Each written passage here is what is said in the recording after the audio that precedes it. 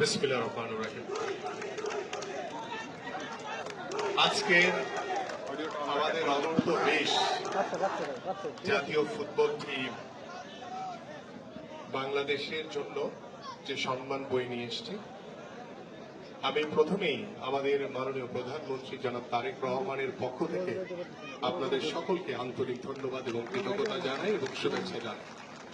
এই সবার আগে বাংলাদেশকে ধারণ করে আমরা সামনের দিকে এগিয়ে যেতে চাই এবং আমার দর্শকদের জন্য বলতে চাই, আগামী 6 তারিখ বিশ্ব ক্রীড়া দিবস উপলক্ষে আমাদের সেদিন একটি কর্মসূচি আছে এবং আমি সভাপতি জনাব তাবিদ আউয়ালকে বলেছি যে আমরা সেই দিনই আমরা আমাদের এই জাতীয় বীরদেরকে সরকারের পক্ষ থেকে পুরস্কৃত করব ইনশাআল্লাহ।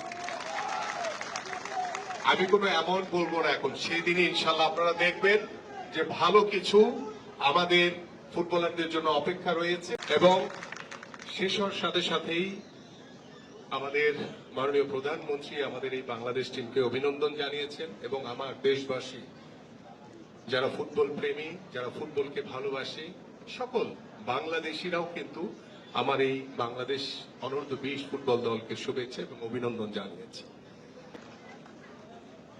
আমি যখন গতকালকে কক্সবাজারে একটি চায়ের দোকানে বসে পেনাল্টি শুট আউট দেখছিলাম, আমি তখন মাহিন যখন প্রথম পেনাল্টি শুট আউটটি ঠিকই দিয়েছে, আমি ঠিক 2003 সালে আমরা যখন ঢাকার মাটিতে প্রথম সাব চ্যাম্পিয়ন হয়েছিলাম, সেই দিনও আমি ঠিক মাহিনের মতো একটি পেনাল্টি শুট আউট ঠেকিয়ে বাংলাদেশ দলকে চ্যাম্পিয়ন করেছি।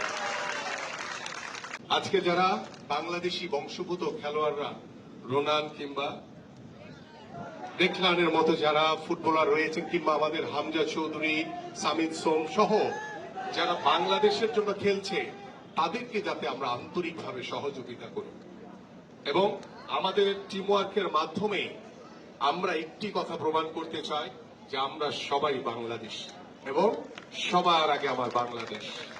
এবং আমি শুধু আজকে একটি কথা বলে শেষ করতে চাই যে পুরস্কার সবসময় আমাদের খেলোয়াড়দেরকে উৎসাহিত করে।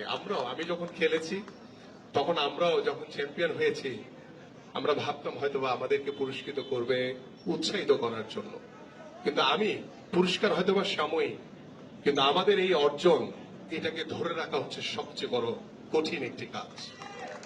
এবং সেই কঠিন কাজটিকে ধরে রাখার জন্য আমি আমার এই খেলোয়াড়দেরকে, আমার যারা বিএফএফ এর সুযোগ্য সভাপতি জনাব তাবিদ আউয়াল সহ যারা এখানে বসে আছেন, আমি সবাইকে অনুরোধ করব যে আমরা এই ফুটবল টিমটি যাতে এখানেই থেমে না যায়, আমরা এই টিমটিকে ধরে আগামীর বাংলাদেশের ফুটবল টিম গড়তে চাই।